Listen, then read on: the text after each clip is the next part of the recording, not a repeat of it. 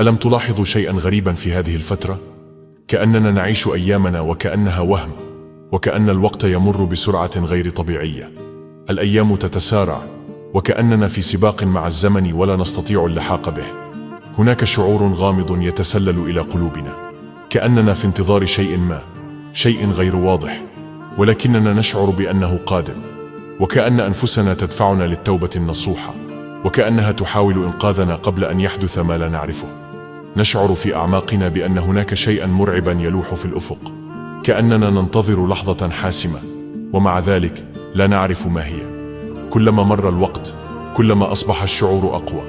ربما هو تحذير داخلي بأننا بحاجة إلى تغيير، إلى العودة إلى الله.